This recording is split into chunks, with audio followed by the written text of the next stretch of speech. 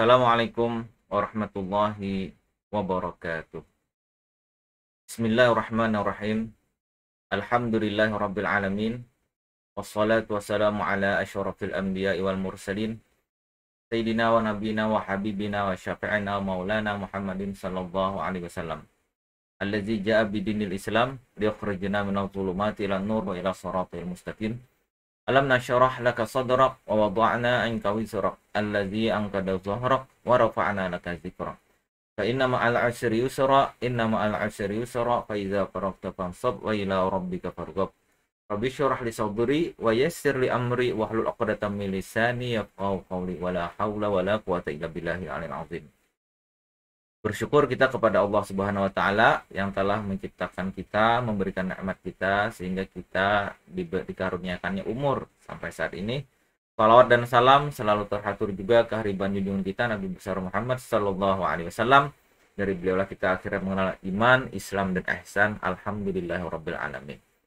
Kepada seluruh mahasiswa dan mahasiswi sekalian hukum tata negara yang dimuliakan Allah, kembali bersyukur kita bisa bertemu kembali dalam pertemuan kali ini, yaitu kita berjumpa dengan bintang tamu yang pernah mengenyam kehidupan di Jordan dan mengetahui seluk-beluk peta politik yang ada di sana. Nah, untuk itu manfaatkanlah pertemuan ini dengan sungguh-sungguh, manfaatkanlah pertemuan ini dengan betul. Kita dengarkan, kita kaji, dan kita catat. Dan setiap apapun yang kalian tangkap daripada ilmu yang didapat ini, maka gunakanlah itu nanti untuk perbendaharaan, tambahan pengetahuan buat kehidupan yang lebih layak di masa yang akan datang. Amin amin ya rabbal alamin. Baiklah, langsung saja kita akan coba sapa Edi Hussein. Edi Hussein ini adalah salah seorang pengamat ya. Dia lulusan Jordan dan dia sebenarnya tidak di Jordan saja, dia juga ada di beberapa negara Arab dan bahkan pernah tinggal di sana. Salah satunya yang saya tahu adalah dia pernah di Mesir juga. Nah, ini jadi kalau kita kemarin dapat tamu undangan yang spesial Mesir, ini kita spesial Jordan ini. Dan tentu Jordan juga kalau digali ceritanya, baik tatanan politiknya dan lain sebagainya, akan banyak menarik sisi-sisinya yang bisa kita ketahui secara bersama. Baik, saya kenalkan, inilah dia Edi Hussein. Saya sapa dulu.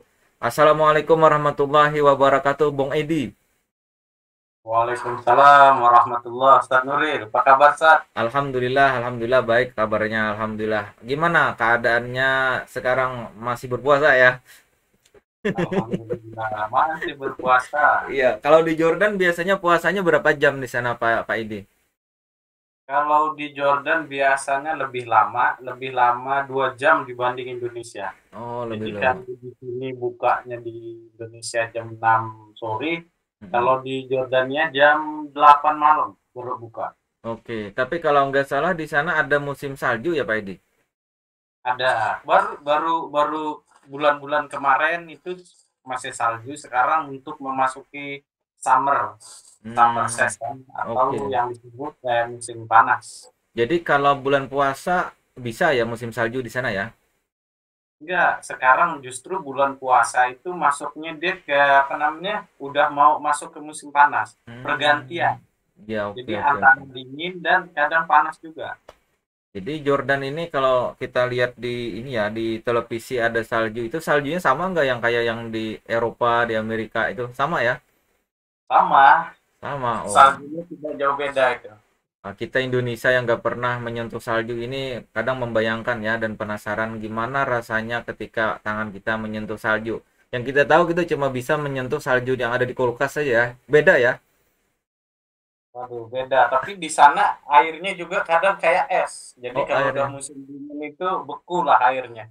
Jadi mau Hmm, nggak mau tiap apartemen, rumah tuh kita harus punya pemanas ini ya, oke oke. pemanas air. Baik, tentu kita akan banyak menarik nanti ketika kita diskusi lebih dalam tentang Jordan. Nah, untuk itu kita persilakan dulu mungkin ada beberapa cerita atau ada beberapa hal-hal data-data penting yang ingin disampaikan oleh Pak Edi Husin LC kepada beliau. Kita dengarkan terlebih dulu. Nanti kita akan gali tanya berdasar. Bagi mahasiswa yang ingin mengomentari, ingin bertanya sebagainya, tulis saja komennya di bawah. Nah, nanti akan terdata siapa saja yang aktif di dalam acara kegiatan diskusi kita ini. Baik, silahkan Pak Edi Husin. Kita dengarkan dulu ceritanya sebentar. Baik. Bismillahirrahmanirrahim. Assalamualaikum warahmatullahi wabarakatuh. Waalaikumsalam. Rekan-rekan semua, Dr. Nuril yang ada di mana ya sekarang? Di Berada Banjarmasin, di di Kalsel, Martapura ya. Martapura, ya betul. Banjarmasin. Ini hari yang ke-19 ya Ustaz Nuril. Iya. Di bulan Ramadan kita bisa sharing cerita tentang peta politik Timur Tengah atau apa ya? Cuman ngobrol santai tentang hari ini tentang Jordan, karena sebelum-sebelumnya Ustadz Nuril juga sudah membuat podcast tentang Mesir, mungkin nanti ke depannya tentang Maroko dan sebagainya. Dan alhamdulillah kali ini saya diundang untuk memberikan sedikit tentang Yordania. Nah, mungkin teman-teman, rekan-rekan semua itu bingung sebenarnya. Bingungnya apa? Yordania itu kan jarang ya disebutkan. Karena Jordania ini adalah negara kecil, dia tidak kalah besar sama seperti Brunei Darussalam. Nah, Jordania ini dia posisinya ini yang sangat strategis. Kenapa? Karena posisi Jordania ini posisinya di tengah-tengah. Di sebelahnya ada Mesir, cuma dibatasi laut. Kemudian sebelah ke selatan itu Suriah, yang saat ini lagi bergejolak ya, Suriah. Kemudian sebelah lagi ke timurnya itu Saudi Arabia, itu tidak dibatasi oleh laut tapi langsung oleh tanah. Kemudian sebelah utaranya itu Palestina. Jadi negara Jordan ini sangat strategis dari segi politik Timur Tengah. Kenapa saya katakan seperti itu? Karena Jordania ini sangat dipertahankan oleh negara-negara sekutunya, sekutu Israel ya terutama. Karena ini menyangkut politik Timur Tengah, maka Yordania adalah posisinya sangat penting di sini. Karena kalau Yordania juga hancur, otomatis Israel akan habis. Oleh sebab itu, Yordania ini menjadi suatu negara yang dari Amerika itu mengirim pasukan misalnya. Kemudian dari Eropa juga mengirim pasukan. Sehingga negara-negara Jordan ini kalau kita tahu dari dulu itu tidak akan pernah bergejolak. Seperti Suriah. Suriah kan bergejolak kan? Iya. Palestina bergejolak. Nah, Jordania tidak akan pernah bergejolak. Kecuali memang Amerika sudah tidak perlu lagi dengan Yordania. Kalau kata orang, Yordania itu kan negara kecilnya Amerika. Dan ini sangat dipertahankan. Kemudian di Yordania itu juga sendiri sekarang ini sistem pemerintahannya sebenarnya sistem kerajaan yang dipimpin oleh seorang raja. Gimana pun tetap di sana ada partai politik dan sebagainya, tapi kekuasaan tertinggi ada pada raja, keputusan pada raja. Nah, yang sangat menarik menurut saya adalah di sana walaupun sistem kerajaan, pergerakan Islam tetap dipelihara, tetap besar di sana. Untuk menjadi apa? Seperti pergerakan Salafi di sana cukup besar. Kedua, Ikhwanul Muslimin. Ini dua pergerakan yang ada di Jordania ini dipelihara oleh kerajaan.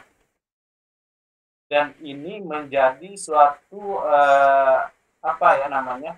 Ketika Yordania dananya Jordania itu kan utangnya sangat besar ya ke Amerika. Nilai uangnya tinggi, tapi dia mempunyai utang yang sangat besar dan disuplai oleh Amerika.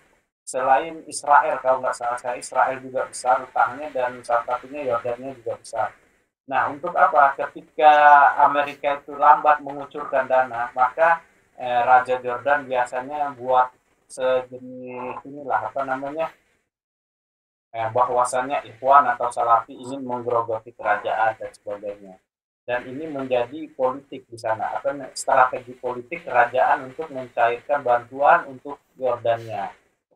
Saya kira itu untuk sekilas Yordania untuk politiknya nanti kita bahas secara ngobrol santai aja ya Pak. Betul. Iya, betul. Saya kira lebih menarik kalau kita tanya jawab kemudian kita santai saja nih nanti apa yang perlu ini insya Allah kita dalami bersama-sama. Oke. Dulu ini ada yang bilang begini, katanya Ikhwan Muslimin itu sempat berkembang di Arab Saudi waktu awal-awal Raja Saud ya, yang pertama itu. Nah, kemudian karena dilihat Ikhwan ini mulai membahayakan, akhirnya Arab Saudi dengan Inggris itu mencoba untuk melakukan penekanan-penekanan terhadap aktivitas Ikhwan Muslimin.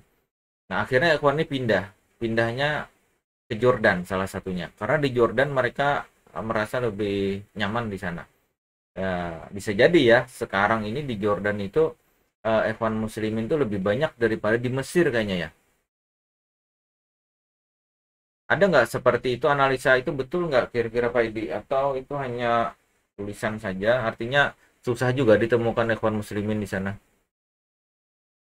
Tidak, kalau untuk Ikhwan di sana juga banyak, saya kira banyak ini pergerakan. Memang karena di sana itu tidak dilarang. Hmm. Dan untuk Ikhwan, pergerakan Salafi dan sebagainya itu tidak dilarang oleh kerajaan. Hmm. Jadi emang tadi yang Ustadz Nuril sampaikan itu benar Ustadz. Hmm. Jadi Ikhwan membuat markas itu di Jordan, satu lagi memang ada di Inggris kan. Dan itu ceritanya sama seperti dulu ada di Saudi, kemudian di Saudi kerajaan Saudi takut berkembang, akhirnya membuatlah markas di Yordania Hmm. dan sampai sekarang masih lengkap. Hmm. Jadi eh uniknya Jordan ini apa ya, kesannya itu dia tidak bisa lepas dari Amerika ya, kayak gitu ya kesannya itu. Iya betul. Karena Eh, Jordan dia negara kecilnya Amerika dan bantuan terbesar dari Amerika. hmm, Boleh dikatakan yang membantu gaji dan sebagainya untuk TNI dan sebagainya di sana militer dan sebagainya itu dari Amerika. dari Amerika Tetapi ya. dia juga tidak membatasi pergerakan Islam di sana. Nah ini Hmm. yang menarik menurut saya. Hmm. Jadi pergerakan Islam, kampus-kampus Islam, belajar Islam di sana tidak dibatasi kita harus gini tidak. Dan ini sangat unik kan. Biasanya kan kalau Saudi harus begini ya. Kalau Jordan tidak. Kalau Jordan dia tidak membatasi hal itu. Mau kita itu belajar akademis di kampus itu misalkan belajar mazhab apapun kita tidak dibatasi.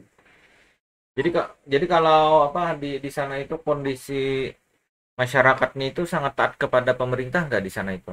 Atau Ya, seperti kita zaman Soeharto ya, terkunci, terkungkung, nggak bisa mengkritik atau gimana perkembangan demokrasinya di sana, Pak Edi? ya benar. Sebenarnya karena kalau sistem kerajaan itu memang masyarakat itu tidak boleh menjelekkan raja, itu satu. Hmm. Tidak boleh mengkritik raja, karena kalau raja di sini adalah kayak seperti Tuhan. Jadi kalau ada yang mengkritik raja dan sebagainya, bila korupsi dan sebagainya jelas, itu nanti akan bermasalah dan berurusan dengan hukum di sana. Hmm. Tapi eh, untuk masyarakat di sana sebenarnya kecintaan terhadap raja itu sebenarnya masyarakat yang masih di pedesaan, dalam artian masyarakat yang suku-suku tertentu, karena di Jordan itu kan masyarakatnya terdiri dari suku-suku tertentu, misalkan Bani Hasim, Bani Hasan, banyak. Dan ini yang masih dan ini jumlahnya kan tidak besar. Bani Hasan paling daerah ini saja, daerah Mafraq saja. Kemudian Bani Hasim daerahnya di Muka saja. Dan Hmm. ini masih loyalitasnya bagus sama raja, sama kerajaan. Tetapi kalau penduduk yang sudah modern, yang pintar, intelektual, mereka lebih cenderung ke dunia pergerakan. Bahkan ada indikasi pengennya Jordan bukan menjadi negara kerajaan gitu, dipimpin Hmm. oleh seorang presiden yang bisa diganti oleh masyarakat. Berarti kalau raja punya anak nanti ya anak bisa naik lagi ya berarti ya seperti itu ya. Iya benar. Jadi Oh, kalau bapaknya mati, anak menjadi raja. jadi raja. Jadi Jadi enak di sana. enak terus ya turun temurun ya. Iya. Nanti anaknya mati, anaknya lagi jadi raja. Dan namanya juga nggak dirubah, Ustaz Nuril. Hmm. Nah, Nam misalkan kalau dulu kakeknya kan itu namanya Raja Hussein. Nah, sekarang yang menjadi kemudian bapak dari raja itu kan Raja Hussein, bapak dari raja sekarang. Anaknya Abdullah. hmm. Nah, sekarang anak dari Abdullah tuh Hussein lagi namanya. Cuman Hussein 2 nanti. Jadi memang mereka memutar-mutar nama itu ya. Iya, cuman kalau Hussein 1 nanti Raja Hussein Malik Abdullah At-Thani. Nah, begini dia. Hmm. Maka nama Anda juga Hosen ya. Jangan-jangan Anda keturunan darah juga ini, darah darah biru ini. Amin. Iya. Bisa jadi calon presiden dong kalau gitu di Indonesia. Nggak bisa ya. Kita di sana kayaknya nggak ada pemilu ya Pak Edi di sana. Ada, tetap pemilu ada, tapi pemilu bukan untuk memilih raja, untuk Hmm. memilih parlemen saja. Iya iya Jadi iya. di sana juga ada partai-partai ya, terdiri Hmm. dari beberapa partai di sana. Sistem demokrasinya ada. Jadi walaupun dia sistem kerajaan, tapi demokrasinya ada gitu. Hmm. Cuman pemilu di sana hanya untuk memilih, bukan memilih raja. Raja Hmm. tetap sudah absolut di sana. Hmm. Oh gitu berarti ya. Luar biasa juga ya keadaan seperti itu. Baik, terlihat dengan apa yang disampaikan Edi ini, mungkin kalau kita mencari di Google ya, di Google atau men-searching di itu, maka yang muncul ketika yang ditulis Jordan itu selalu tempat wisata itu. Ada yang gambar-gambar, nah saya sendiri nggak tahu itu. Apakah itu sebenarnya peninggalan kapan itu Pak Edi yang ada bangunan-bangunan yang dipahat dari batu itu? Oh ya, ada memang Jordania ini yang sangat menarik memang ya wisata dan peninggalan sejarah ya. Dan itu juga tidak terlepas dari politik di zaman dulu. Itu misalkan ada yang bangunan yang itu seperti bangunan Romawi. Itu memang benar bangunan Romawi. Dalam Al-Quran disebutkan apa ya, kita terhad itu yang bangsa Romawi akan dikalahkan. Nah di Guli sanalah Baturung. bangsa Romawi. Ah, Kemudian tidak terlepas juga dari sejarah pembebasan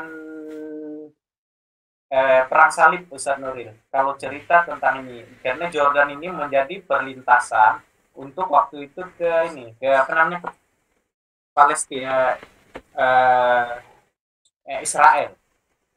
iya, dia Jadi pada berdekatan para dengan Israel ya, jadi satu tanah. Jordan itu menjadi satu lewat perlewatan perlintasan untuk ke sana.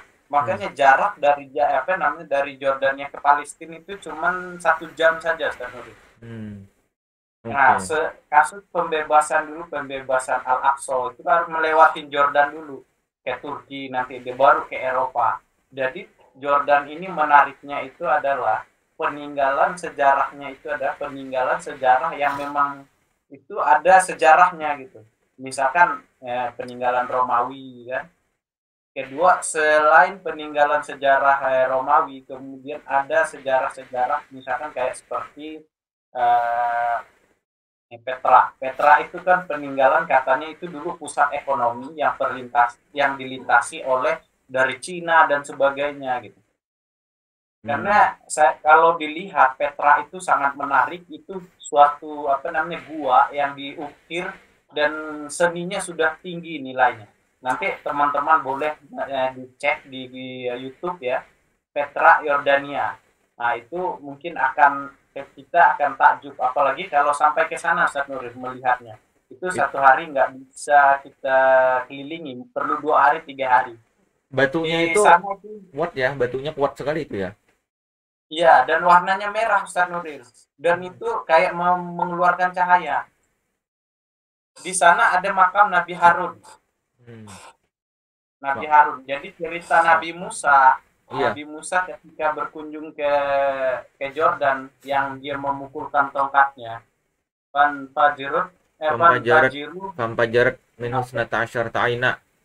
iya betul. Nah itu salah satunya itu di Petra itu, namanya Wadi Musa. Ada sumber mata air di situ yang tidak pernah kering, dan itu adalah peninggalan Nabi Musa. Dan ketika itu Nabi Musa mengunjungi Harun, saudaranya Harun. Jadi dari Mesir sebenarnya ke Yordania, dari Yordania ke Palestina ini sejarah ini berkaitan. Jadi sejarah peradaban manusia, sejarah peradaban Islam dan politik Islam ini tidak bisa dilepaskan dari sini.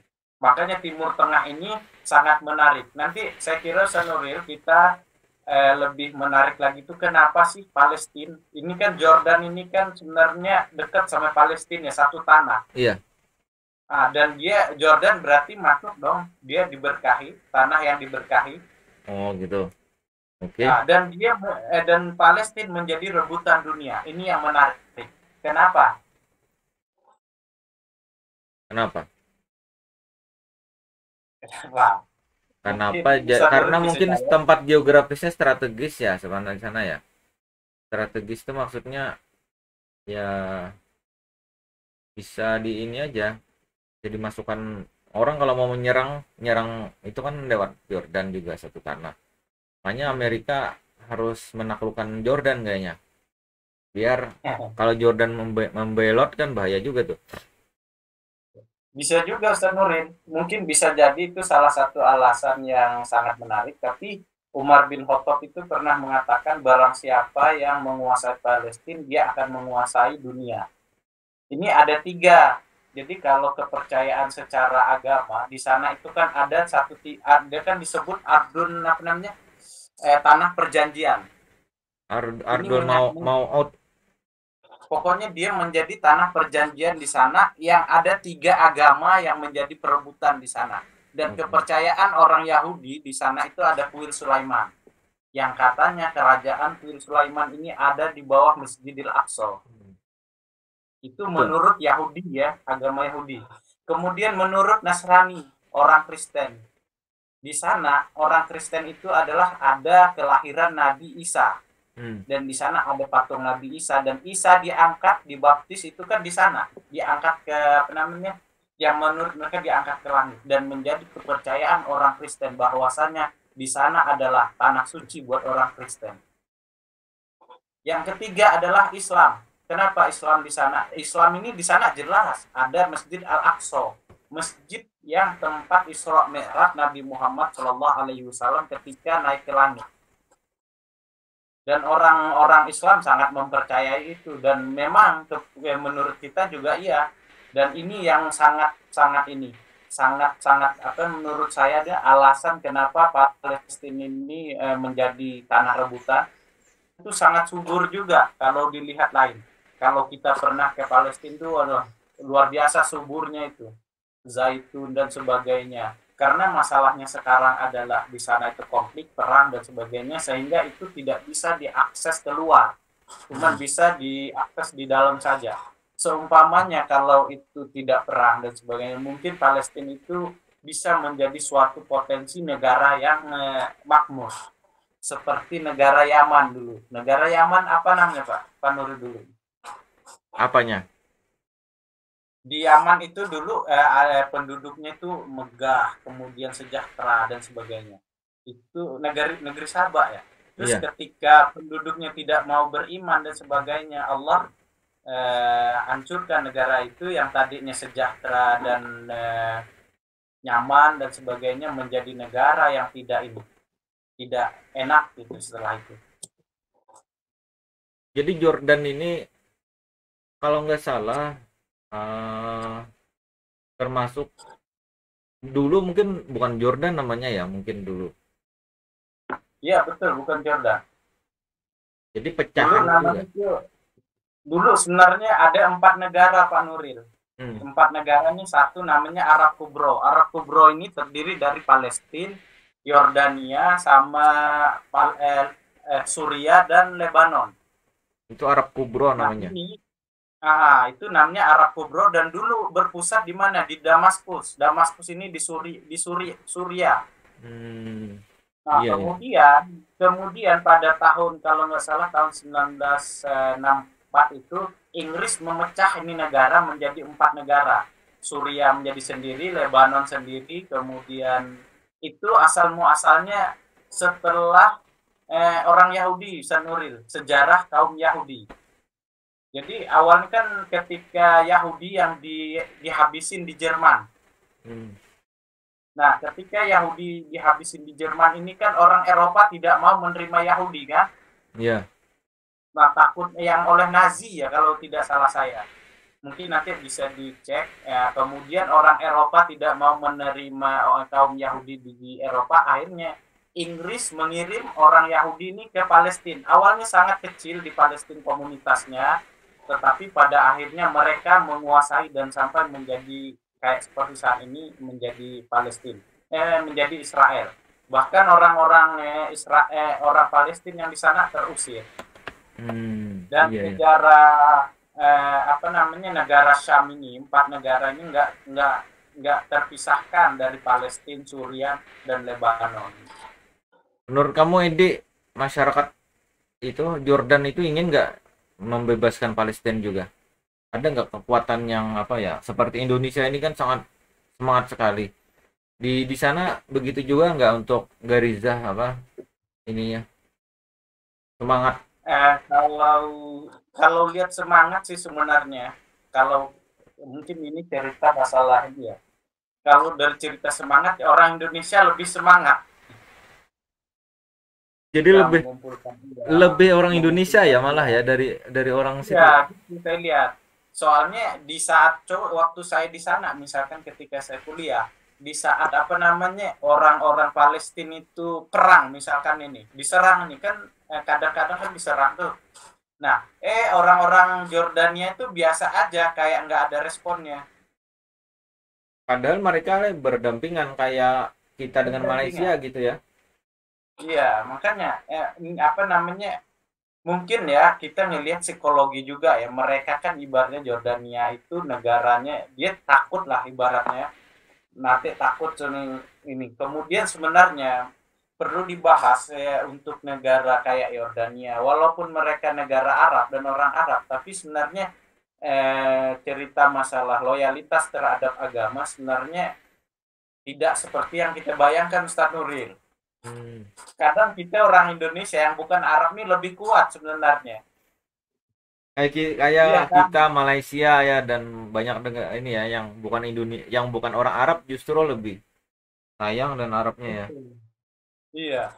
Kalau kita cerita agama, betul-betul kita ini kan mengamalkan agama dan melaksanakan. Kalau orang Arab, wah Ustaz Nuril tahu sendiri itu gimana orang Arab.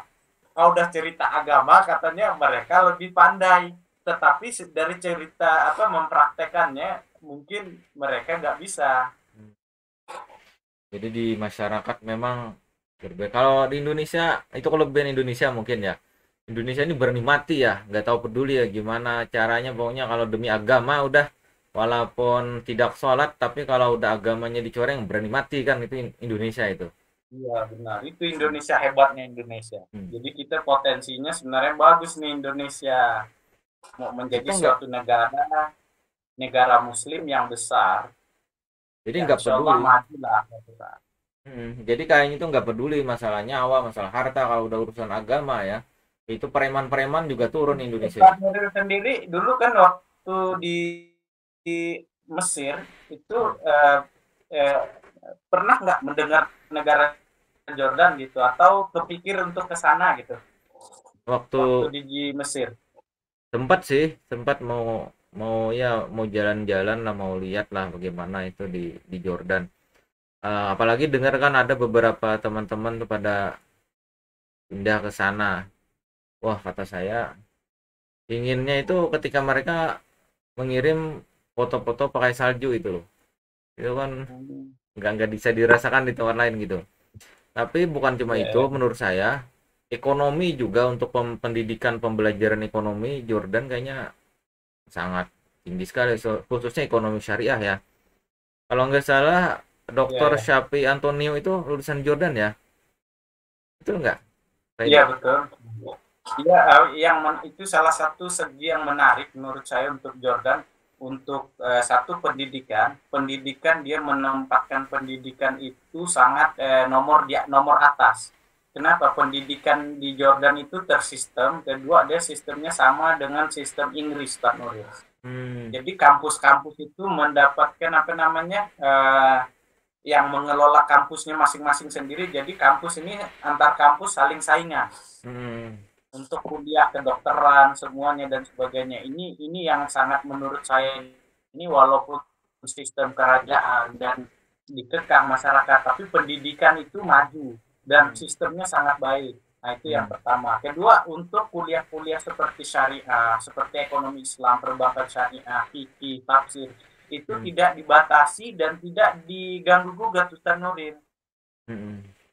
Kalau di kita kan kadang agak sedikit ini, wah ini mata kuliah ini diganggu gugat kan, ada campur tangan politik gitu, karena oh ini kira-kira nanti ini ya. Kalau di sana tidak, Pak Nuril. Jadi kerajaan tidak memberikan otoritas sepenuhnya kepada kampus dan tidak mencampuri. Misalkan oh ini akidah, oh ini nggak boleh, nggak ada.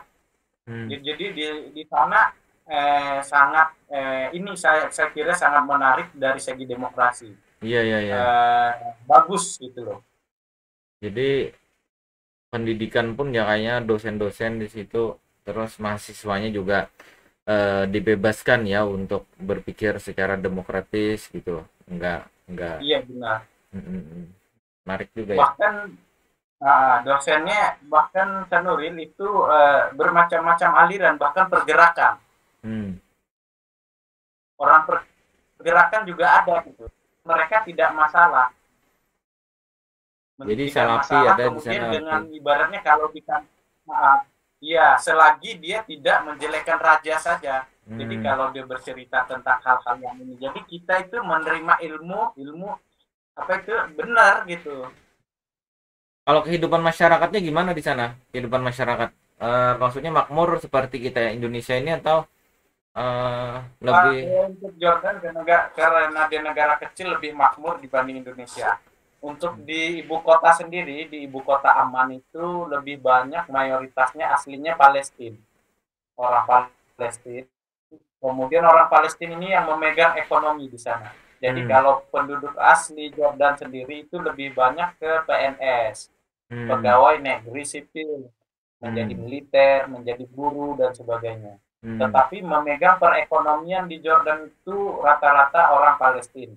Itu orang Palestina kan yang tahun hasil perang antara Palestina dengan Israel itu kan banyak orang Palestina yang mengungsi dan sekarang sudah menjadi warga negara Jordan.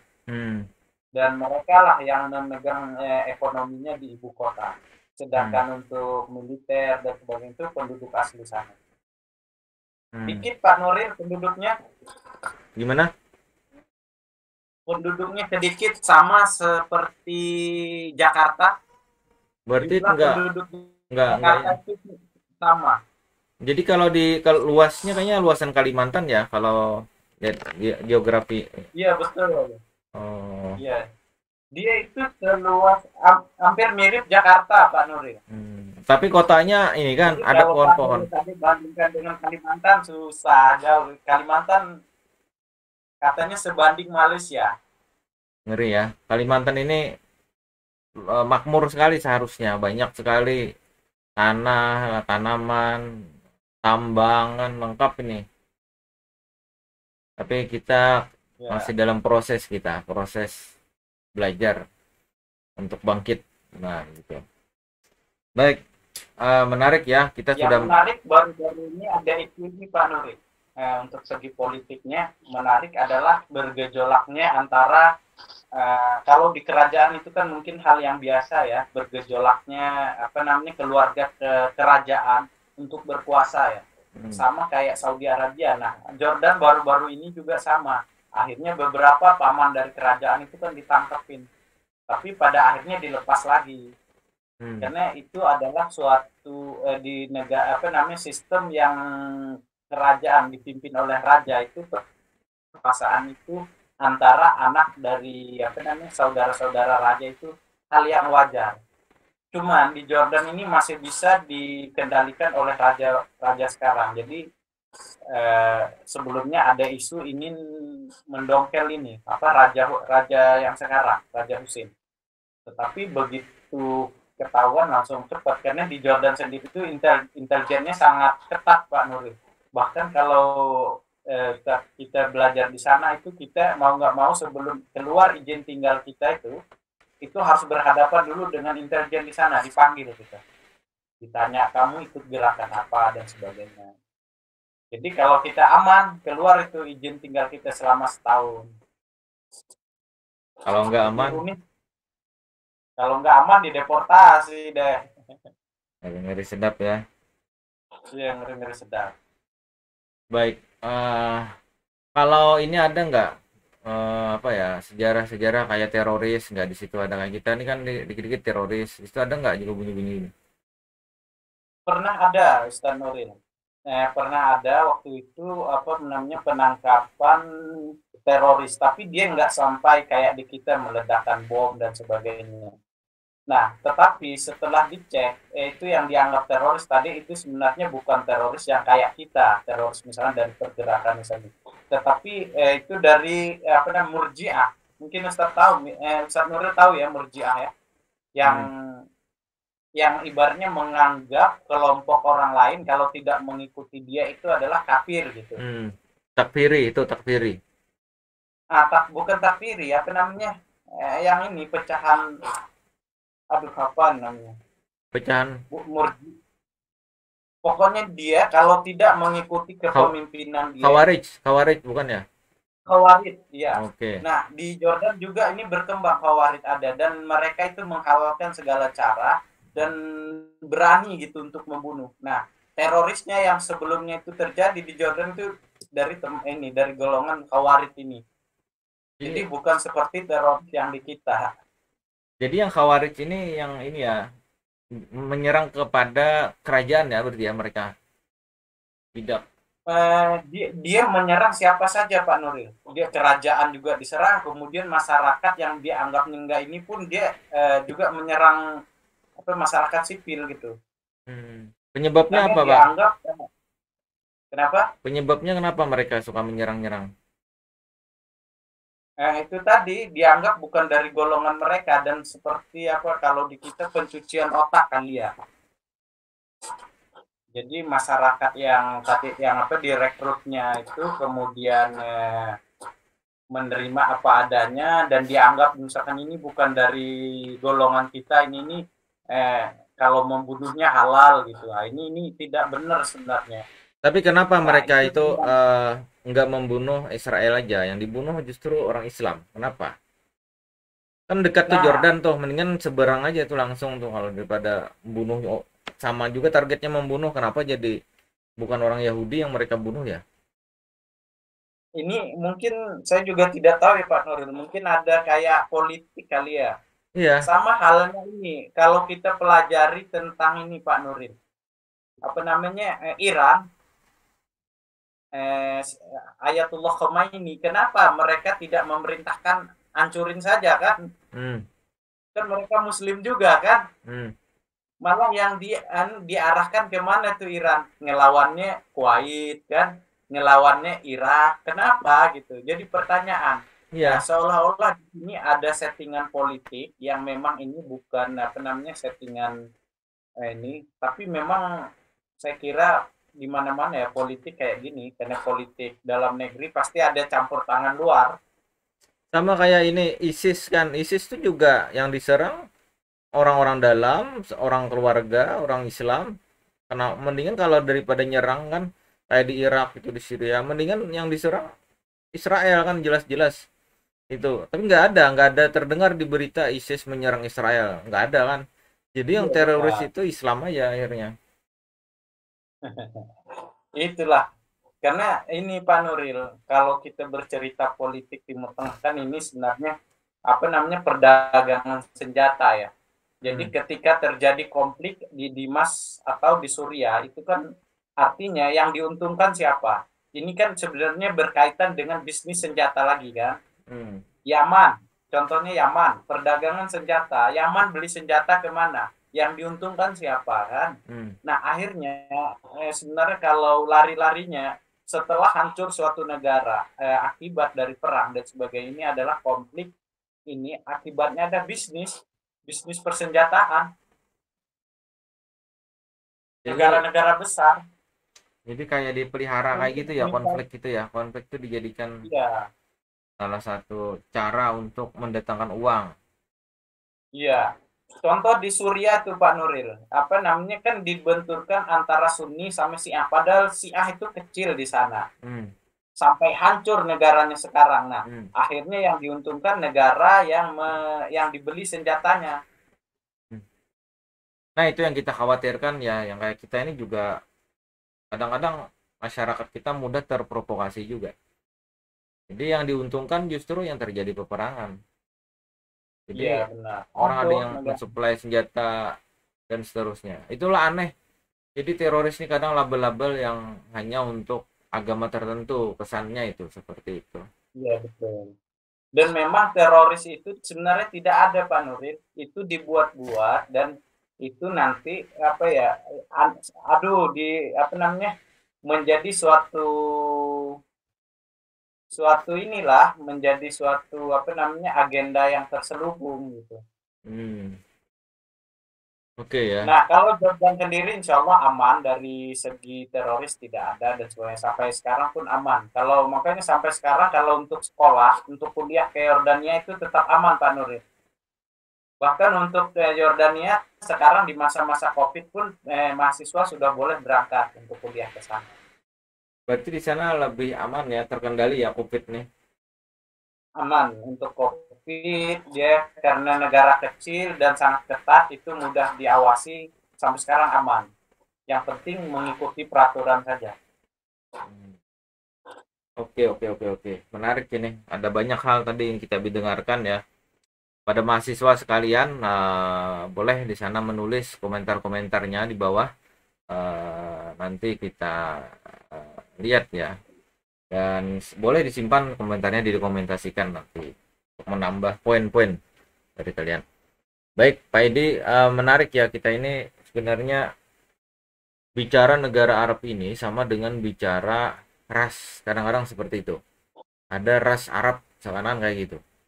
Israel ini Hmm. nggak mau mereka disebut dengan ras Arab, dia Iya betul. lebih senang kepada Eropa. Jadi Israel itu adalah Eropa.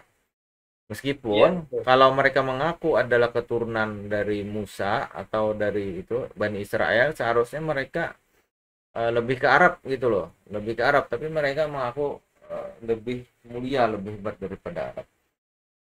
Nah, yang justru mereka mengatakan bahwa yang di Palestina itu karena itu tanah kita. Nabi Musa sudah menunjukkan, Nabi Musa lebih tua dari Nabi Muhammad. Jadi itu tanah Iya. kita. Kami itu pulang kampung katanya sebenarnya. Jadi bukan bukan kami merebut hak kalian, tapi kami kembali ke kampung kami yang dulu ditempati kalian. Nah, seperti itu. Sehingga peta politiknya pun adalah ketika Israel mengotak-atik seperti itu, eh, sedangkan Amerika itu tunduk dengan Israel. Jadi kalau ingin menyelesaikan beberapa konflik-konflik yang dibuat oleh Amerika, maka datanglah ke Israel. Ada yang seperti itu berpendapat. Sehingga ketika Hmm. Israel sudah dipegang, maka Amerika itu katanya mudah aja diatur. Nah, itu yang mungkin diplomasi politik yang ingin dilakukan Gus Dur dulu. Jadi dia Iya ya. berangkat ke Israel ingin mengatakan seperti itu. Tapi faktanya orang Indonesia kan belum belum demo, nggak sanggup. Karena memang kita nggak ada Ya. kontrak politik dan nggak ada perjanjian dengan Israel. Kayak gitu. Tapi kalau di Jordan, Kalau untuk ke depan peta politik Timur Tengah, kalau sejak Joe Biden ini gimana Pak Nuril? Menurut pandangan Pak Nuril sendiri? yang mana? Peta politik negara-negara Islam setelah terpilihnya Joe Biden, ini kan kita cerita politik Timur Tengah biasanya nih tidak terlepas dari ini dari Amerika kan. Iya. Setelah Joe Biden ini terpilih kan katanya Joe Biden ini diisukan ini kan dia dekat sama Muslim, pemilih Muslim dia dekat, kemudian kebijakannya juga pun katanya dia lebih apa namanya lebih pro lah, pro Muslim, pro ini. Nah kira-kira untuk ke depan itu ke negara Islam, ke Palestina sebagainya itu menurut Pak Nuril gimana nih kalau untuk Joe Biden ini? Jadi untuk kebijakan yang diambil oleh Presiden Amerika itu biasa memang tidak terlepas juga dari apa yang diambil atau di apa diusulkan oleh Israel, biasanya seperti itu. Bahkan ada yang mengatakan tidak bisa terpilih atau naik menjadi presiden Amerika kecuali harus mendapat persetujuan dan restu dari Israel. Karena yang di parlemen di sekitar sana banyak sekali orang-orang Yahudi, seperti itu, orang Yahudi maksudnya. Nah, kita tidak tahu politik ke depannya seperti apa, tapi Donald Trump ini menurut analisa beberapa pengamat politik, dia tidak pernah melakukan penyerangan kepada negara Arab secara brutal seperti yang dilakukan oleh Obama atau yang dilakukan oleh George Bush waktu itu. Sedangkan Amerika itu di dalam periode kepemimpinannya selalu ada melakukan invasi atau penyerangan. Sehingga Donald Trump dianggap gagal oleh beberapa penganut paham realisme yang mengatakan bahwa Amerika itu harus kembali menjadi negara adidaya lagi. Nah, sehingga harus digulirkan ini Donald Trump. Karena Donald Trump dianggap tidak sadis ketika melakukan perlawanan kepada negara-negara muslim. Nah, isu ini berlanjut sampai akhirnya terpilihlah presiden Amerika yang baru. Nah, di presiden Amerika yang baru ini terbagi dua kubu. Yang saya lihat itu dua kubu pandangan. Pandangan pertama bahwa Joe Biden ini dekat dengan orang muslim. Pandangan pertama. Cuman ada yang banyak kubu berikutnya mereka meragukan justru Joe Biden ini lebih sadis nanti. Lebih sadis cuma secara tersembunyi terhadap nanti orang kubu-kubu Islam.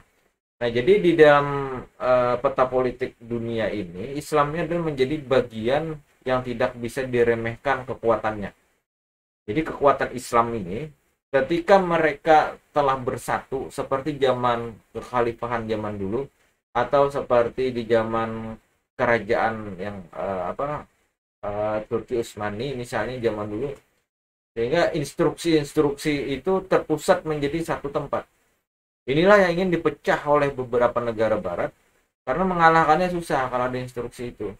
Misalnya kita terkait dengan Belanda dulu melarang orang Aceh untuk melakukan ibadah haji ke Mekah waktu kita dijajah oleh Belanda. Nah, tiba-tiba ada instruksi dari Turki. Padahal apa hubungan Indonesia Turki? Instruksi Turki yang mengatakan bahwa kalau Belanda berani seperti itu, melarang ini akan ada nanti balasan daripada pusat kerajaan Islam.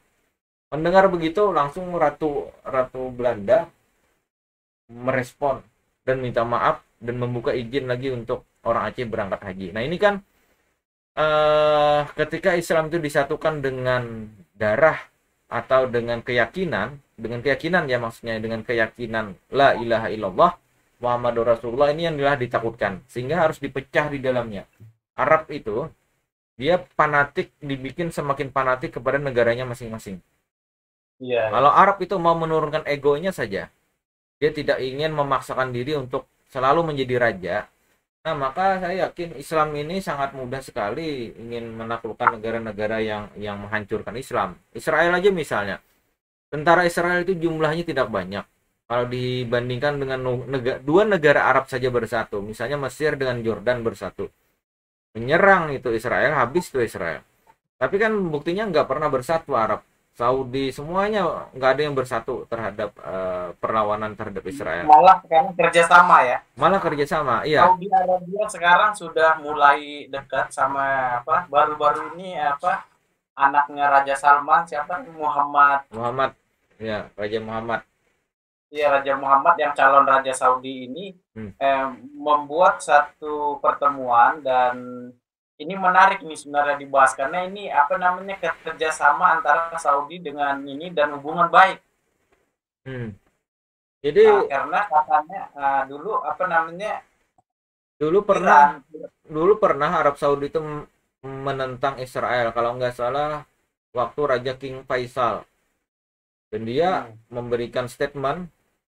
Bayangkan pusat Ka'bah atau pusat kiblat umat Islam memberikan statement perlawanan terhadap Israel, Raja Faisal, dan itu mengarah kepada jihad untuk melawan Israel. Terus apa yang terjadi? Raja Faisal ditembak. Yang menembak siapa? Keluarga di dalam kerajaan juga. Dan setelah beliau meninggal, turun lagi, tidak ada lagi melawan perlawanan. Jadi maksudnya untuk menghancurkan negara-negara adidaya itu, kalau kita mau bersatu saja, melemahkan ego, tidak fanatik golongan, itu sudah dari dulu kita sudah berkuasa. Tapi kita dihancur, dipecah dan seperti ini, sehingga sesama Arab pun mereka bersaing. Memang Iya. berdekatan, bertetangga, tetapi mereka tidak saling mau mendukung, sehingga ketika ada beberapa tempat yang mereka kuasai ya sudah habis. Jordan misalnya jadi tempat kaki tangan Amerika, sehingga ketika orang mau masuk ke Israel berhadapan dulu dengan Amerika yang di sana. Iya. Arab Saudi juga condong kamera, bahkan Kebijakan Mesir pun juga. kebijakan Jordan pun dia untuk apa politik luar negerinya Pak Nuril dia tidak setegas ini. Misalkan dia tidak mau misal ada mengeluarkan statement gitu terhadap kasus-kasus misalnya Palestina dan sebagainya. Dia mengambil jalur tengah Iya. yang tidak dimusuhi dan juga tidak di ini aman gitu. Hmm. Ibaratnya kebijakan cari aman. Iya, betul. Cari posisi aman. Jadi mengutuk itu pun mereka bisa jadi lebih hebat orang Indonesia yang mengutuk Israel daripada orang-orang yang ada di sekitar Arab sana. Nah, inilah uniknya ya. Sehingga ada orang-orang Palestina itu kadang bermimpi bahwa nanti yang memimpin umat Islam untuk membebaskan Palestina, katanya itu orang Indonesia, bukan orang Arab.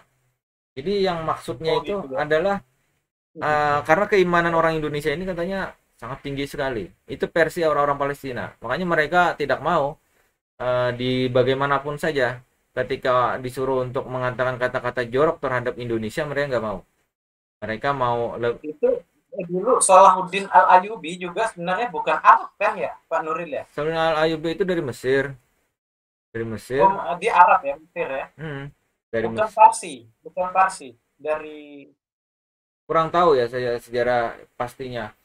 Bisa jadi karena dia kan banyak mengambil juga dari pandangan Imam Ghazali tentang bagaimana membuat membersihkan hati kemudian menjadi orang yang berjuang di jalan Allah. Nah, oh gitu ya. hmm, jadi ya kita sekarang memang sedang menunggu siapa yang, karena sebaik-baik pasukan kan pasukan nanti yang bisa membebaskan itu, membebaskan Al-Qud. Artinya orangnya nanti Iya, benar-benar betul. soleh dan takwa itu. Nah, Iya, ya. saat ini walaupun walaupun belum terwujud, tapi kita harus optimis juga, optimis melihat bagaimana peta konflik dunia ini. Ada yang menarik di dalam peta baru ini yaitu masuknya Cina. Cina Hmm. ini masuk ke tengah pertarungan antara Islam dan penguasa-penguasa Barat. Ternyata Cina masuk. Cina ini masuknya Dan anehnya Cina masuknya dengan perdagangan ya, iya, ekonomi ya. dengan ekonomi dan perdagangan, dan dia ingin setiap jengkal tanah yang ada di bumi ini itu ada barang Cina. Kedua, setelah memiliki ada barang Cina, mereka ingin orang Cina pun ada di negara itu, bertempat tinggal. Kalau Amerika kan dia memindah-mindah apa kapal tempur atau membuat pasukan di suatu negara, dia kan banyak itu. Banyak tempat militer-militer Amerika di dunia ini banyak. Di Singapura ada, di Saudi ada, terus di Iya. Jordan kalau nggak salah juga ada tempat militer Amerika. Tapi kalau Cina dia bukan militernya, kampungnya yang dibawa ke dalam negara itu. Jadi dia Iya, iya. beranak, bahkan bahkan jinsiahnya itunya apa regionalitasnya adalah Amerika padahal dia orang Cina. Iya, iya, iya. Jerman padahal dia orang Cina, sehingga kekuatannya kuat, fanatiknya mereka kuat. Nah, ini yang sedang dirancang oleh Amerika, bagaimana kebijakannya itu tetap untuk memusuhi Cina. Jadi siapapun Di presidennya Jordan mulai sendiri itu Pak bergeser. Nurdin, itu ada namanya Cina Market. Itu semua Cina Market itu satu kayak satu kampung dibikin mall dan itu semua barang Cina dan didukung oleh kedutaannya. Hmm. Kalau di Ya, Jordan yang gimana? itu Di Jordan ada juga ya masuk itu ya? ada, sudah sekarang sudah ada dan semua barang Cina dan yang jaga juga mereka Pak Nurdin. Mereka Jadi memang penduduk lokal cuma jadi karyawan biasa. ya Jadi itu. itu yang sangat apa namanya? Tapi itu diterima oleh masyarakat setempat karena Hmm. mereka juga masuknya dengan baik dan Hmm. melalui pemerintahan yang kuat ya Hmm. tentunya.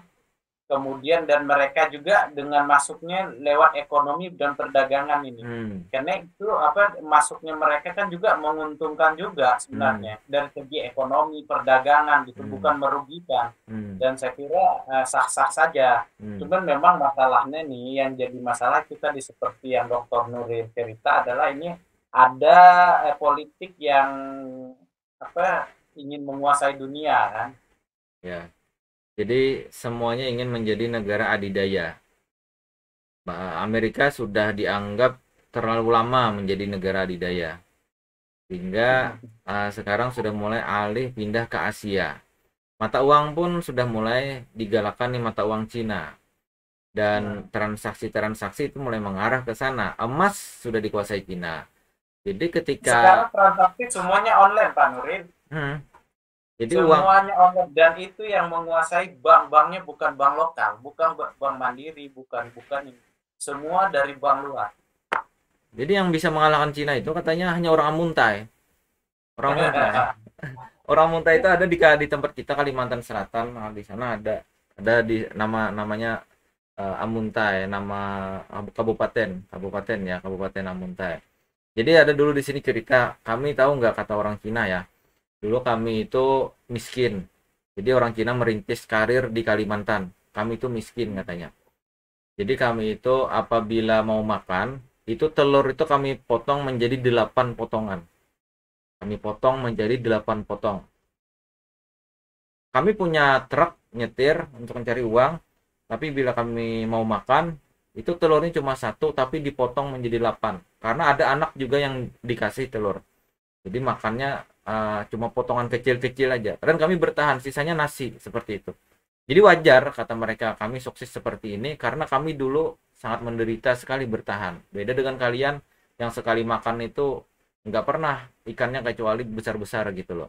Nah lalu orang Amuntai nyeletuk, oh kami lebih ini lagi katanya, lebih sakit dari kamu lagi. Kami kalau mau makan telur itu kami sentuh telurnya aja, terus kami cacap ke sambalnya, baru kami makan. Jadi telur itu cuma disentuh dengan tangan aja, nggak dipotong katanya.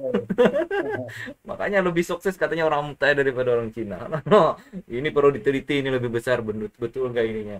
Uh, ilmunya ini. Kalau betul itu bagus tuh dibawa ke tatanan internasional gitu loh. Hmm. Baik Pak Ide, terkait dengan ini ya, mungkin kita berbicara ini masih banyak teorinya ya, tapi kalau sudah masuk ke sananya kita akan melihat lebih jelas bagaimana sebenarnya Jordan itu. Dan saya sendiri menghayal-hayal bagaimana sih dinar, kan dinar ya mata uangnya di sana. Iya, Pikiran saya dulu dinarnya sama dengan dinar zaman Nabi. Ada dinar zaman Nabi. Ternyata bukan ya, namanya saja ya. iya namanya saja. Namanya saja. Dan dinar Jordan itu satu dinarnya itu 20.000. Satu dinar Jordan 20.000. Padahal dia bukan dari emas dan sebagainya. Dan itu tidak pernah turun dan tidak pernah naik. Gitu-gitu aja tuh dari dulu nilai tukarnya. Dan itu apa namanya? Kalau harga yang makan dan sebagainya di sana itu ya 3 dinar, 4 dinar, 5 dinar. Artinya kalau untuk standar kita orang Indonesia ke sana itu cukup mahal. Tapi bagi orang sana yang memang dia apa nilainya dinar dan itu biasa standar nilai 5 dinar itu biasa. Jadi tidak pernah turun dan tidak pernah dan nilai ini stagnan. Saya juga apa namanya pernah bertanya-tanya itu kenapa sih Jordan itu nilai tukarnya tidak kayak enggak apa tidak seperti Indonesia sampai krisis gitu mereka tidak seperti itu padahal sudah mahal dan ini gitu juga bukan negara kaya dan sebagainya gitu dan bisa dia menetapkan nilai mata uangnya itu dengan tinggi seperti itu 1 dinar 20.000. Oke. Jadi memang ada mungkin teknik yang mereka lakukan ya sehingga mereka bisa seperti itu. Oke. Ya semoga sajalah kita ini kan sedang proses belajar dewasa. Ya maklum lah, negara kita ini kan negara luas banget. Geografi kita juga teritorial kita juga luas, sehingga bisa jadi saking luasnya itu susah kita mengendalikannya. Baik, sebenarnya ada banyak hal lagi nih yang kita ingin bicarakan sama Pak Ede ini. Tapi kita ini kan berhubung bulan puasa nih, bulan puasa, jadi mungkin persiapan buka juga. Terima kasih sekali kita sudah bisa berdialog singkat, padat, dan ini menarik dengan Pak Edi Hussein LC. Mungkin Pak Edi ada ingin disampaikan kepada para mahasiswa terkait dengan pertemuan kita ini. Ada hal-hal penting yang menurut Pak Edi perlu mereka ketahui atau mereka tanamkan di dalam hati mereka. Silakan. Baik, terima kasih. Saya kira untuk penutup pada hari ini, satu mungkin yang sangat penting adalah kita tidak pernah kita jangan sampai kita itu rasa minder ya, orang Indonesia walaupun orang Indonesia dan sebagainya gitu. Tetapi tetaplah semangat untuk menjadikan Indonesia ini negara yang suatu saat itu negara kita yakin maju besar dan Islamnya kuat. Itu yang sangat penting. Dan kita juga tidak boleh minder terhadap kita Indonesia susah ini ekonomi dan sebagainya. Tapi jadikan ini semuanya pendorong kita bahwasanya kita lah nanti merubah semuanya itu. Kalau bukan lagi. Jadi suatu saat kita lah jadi pemain-pemain pejuang-pejuang untuk Indonesia sendiri dan negara-negara lain. Saya kira itu yang dapat saya sampaikan. Terima kasih Dr. Nuril. Insya Allah nanti kita ketemu lagi. Oke. Semoga kita bisa ketemu aslinya ya juga. Semoga. Ya. Bukan virtual saja. Ya. Mohon maaf untuk pertanyaan kita karena ini belum bisa. Sebenarnya saya yakin banyak mahasiswa yang ingin bertanya, tapi insya Allah nanti kalau ada waktunya kita akan bertemu kembali. Kami sangat mengapresiasi atas kehadiran Pak Edi Hussein LC, dan tolong doakan nih seluruh mahasiswa-mahasiswi di sini bisa sukses juga, bisa mengembara, bisa adventure juga dengan seperti Pak Edi ya. Amin amin ya rabbal alamin. Baik, terima kasih semuanya. Saya minta maaf juga kalau seandainya dalam pertemuan ini ada salah dan khilaf. Semoga umur kita semua panjang, semoga sehat selalu, dan yang terpenting adalah masuk surga bighairi hisab. Amin amin ya rabbal alamin. Baik, amin amin. Karena ujungnya kita ke sana kan. Demikian pertemuan kita. Wabillahi taufik. Mari kita tutup dengan wabillahi taufik wal hidayah. Assalamualaikum warahmatullahi wabarakatuh. Waalaikumsalam.